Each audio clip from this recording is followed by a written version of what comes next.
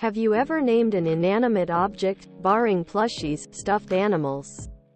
Autism. Kiki Y. A computer glitch resulted in me taking 4 maths in 1 year. I nicknamed my calculator Cornelius as I spent more time with my calculator than with any living person that year. Bazoon. 1. My vehicles always have names of some sort. From The Beast, a Chevy Cavalier that was more rust than metal, and had holes through the floor where you could see the road, to my current, prepotent, dungeon crawler Carl reference. It S.A. Ram. Chris Riley _42. 1. Yes, I name a lot of random things and also usually give them pronouns. Like today I referred to my pasta as he. When my mom was helping me cook it I said things like, he is swimming, and he is almost done, and he wants to wear the bacon sauce. Most of the time I give things male pronouns. The baby wolf cub. 1. I name a lot of inanimate objects lol. It's just something I do. Every car I've ever had has a name. Every squish I have. That's what I sell my stuffies. I really like doing it lol. Peaceful Kate 815. 1. Other people aren't naming their TVs, phones, computers, cars, etc. Since everyone in my family does it I assumed it was normal. But everyone in my family either has ADHD or autism or both. My phone's Jessica. My TV is Blocks. From TV being scheduled in blocks back in the cable days. And to rhyme with Vox. My car is Midnight for her navy color. For some reason my DVD player is Eric. VCR is Annie. My remote has the uncreative name Clicky. Bed is Perry to be short for Periwinkle, the color of my sheets and blankets. Traumatized 90 skid. 1. I name most of my farming tools. My bobcat is named Kitty. I have 3 wheelbarrows. Tyrone, Daisy and Ralph. A lot of my tools have names. Fook 75. 1. I work in IT. So obviously I name anything that connects to a network.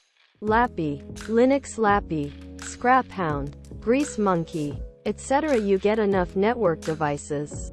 Some of them are just gonna be desk bulb and living room fan. Nah. If I had a smart fan, she'd be Fanny. Sometimes my car names stick. Sometimes they don't.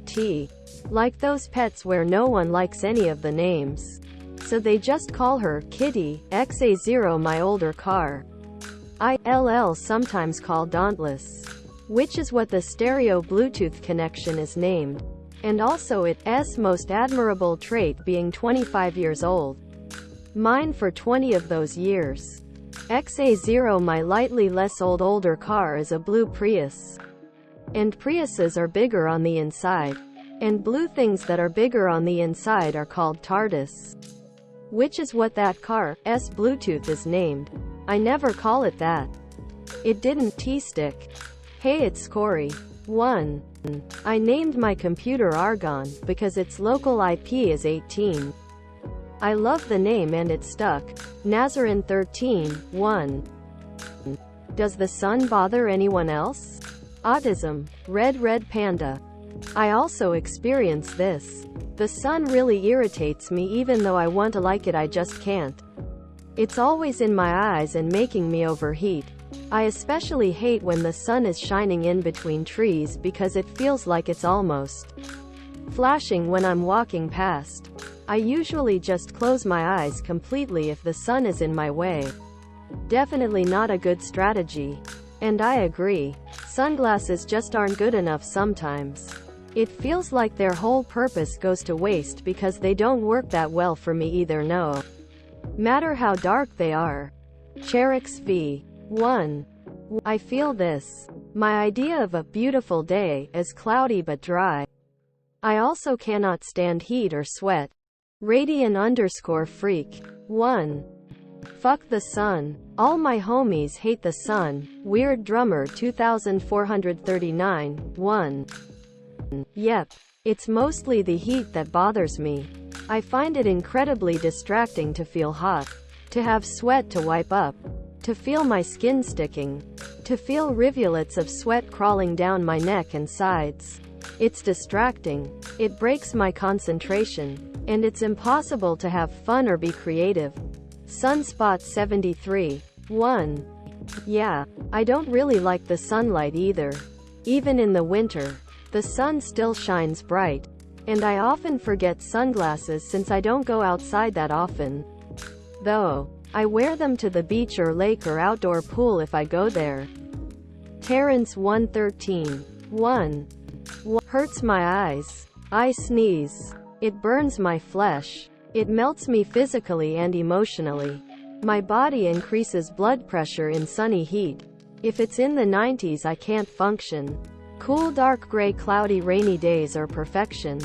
Baby_bird 33. 1. My son can't handle being outside in the sun for long periods of time. The sunlight bothers him a lot and he gets bad headaches. Burn me UP82. 1. Umbrella plus sunglasses plus baseball cap combo. Photograph Hungry 2524. 1. What is the strangest comfort item you've ever owned? Autism. Tricky Felix. I didn't own it, unfortunately. But I work at a haunted house during the Halloween season. And one year, I had a prop that I got very emotionally attached to. It was a plastic, skeletal dog. I named him Rex and was gonna ask about keeping him but found out the props get reused each year. And didn't want to take a prop away from the haunted house. Haven't worked in a room with him since. But I see him here and there. Glad to know he's still there. Hey look a panda. 1. When I was little I used to have this pink handkerchief on me at all times. I remember I liked how soft it felt. I wasn't diagnosed until I was 37, so now I am still finding out about stuff from my past that is autism related, and I thought of this just now. Hadn't even thought of the handkerchief like that, but it was definitely a comfort item. Geroonsaurus. 1. A brown polka dot rag. I had that thing from the time I was born up until I was 10. I left it in a hotel room and never got it back. Masterpiece Own 8444. 1. An eggshell I cleaned out and drew a face on. This was not very practical and did not last long. I actually still have it. But it's pretty broken and I don't move it anymore. No load 2585. 1. At a previous job, I made a rubber band ball out of the rubber bands that came wrapped around the bills we'd get from the bank. I was obsessed with it for no reason. I still have it somewhere. But it's a little dried out now. So I am afraid to bounce it. Cheddaryaki cheese. 1. A strip of yellow ribbon as well as the ribbon tag on a flattened baby pillow I owned for the longest time. I just liked the smooth feel of ribbons, and the baby pillow had a cool sensation and it was flat, so it didn't add too much extra height to my usual pillows on my bed. Joseph explains it. 1. A few years ago I used one of those badge clips with a retractable cord as a fidget comfort item. And carried it everywhere. Now I carry around action figures and plastic dinosaurs, which probably looks strange as an adult. I always wanted to carry figures around but stopped myself for years. Yodeling_prospector. 1. A keychain my dad bought me from Walmart when I was a kid. It was just a chunk of resin meant to look like a crystal in a couple different shades of blue. And it had the word, healing, printed on it in white. But it was so smooth and sensorially engaging that I carried it everywhere with me in my pocket. I only had it for a few weeks. Though, I lost it at some point. But really I think my stepmother threw it away. I felt so bad about losing it that I cried. I still wish I could find another one somewhere. To hell with you, Jeanette, for that and for a whole lot of other horrible stuff you inflicted on me. I hope you fall into a nest of rabid honey badgers that are on fire. Nowardeer. 1. Dating as a girl with autism rant. Autism, Basserts. Unfortunately, for as long as NT women fulfill their stereotype, which they certainly don't always, but often enough, of playing mind games, you're gonna get a lot of the "not like other girls" and "first real girl" comments.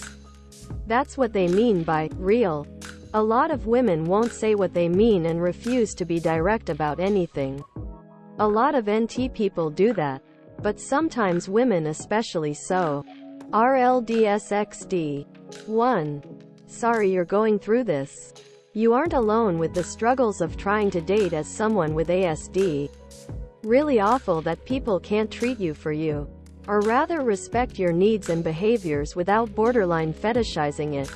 I fall into the autistic gamer BF category, to use a term that's used on Twitter or TikTok, because men with ASD are transparent yet quirky, and don't play games. And certain stims are cute, and don't care about X or Y. It's weird how lately people think autism is a cute, or quirky trait, while living with it, and especially being in a relationship long term is not easy. Hopefully you come across some better people soon that can give you the respect you deserve. NKN_1. There's an unfortunate epidemic in most industrialized societies worldwide. Huge swaths men who do zero self-work. You gotta find a guy who has already done self-work, and who is committed to continue to do self-work for the rest of his life. I was not a great partner until well into adulthood, when I became a Buddhist and started doing years and years of self-work. Now I've scored my own MPDG. Manic Pixie Dream Gremlin. A fellow autistic I am proud to call my wife. Joe I. McElmurray. 1. My spouse has no problem with meltdowns and understands them. He knows not to have an emotional reaction to them, or a narcissistic, "how dare you not respect me," or anything like that. Sleep Tight Pizza. 1. TBH, I've given up on dating NTs. Maybe you should too. Mawake. 1. I still don't get why people date and get disappointed. Bonding should be a natural process, not something you try to force because you feel lonely or just want to get laid. On the other hand, I am just a demisexual ODHD who's been through a couple of abusive relationships. One lasted 10 years. The other one, 2. Who's never dated strangers and who's just having the time of my life after developing an awesome bond with a longtime friend and with whom I feel safe enough to be 100% myself. No more masking in private. Quote. Berserker Funestus. 1. I have no idea what a manic pixie girl is, but many NT women like to play mind games, hiding their intentions behind multiple layers, to the point where it can be exhausting even for NT men. So that's probably what they mean by you being real. It's likely a big relief and revelation to them. I hope someday you find someone who can be understanding of the other aspects of who you are. Dating is already hard, but being on the spectrum unfortunately doesn't make it easier. Don't give up. And Vari_Nidavalier. 1. Are you dating NTs or other atypicals? Grimbark Footy 1000. 1.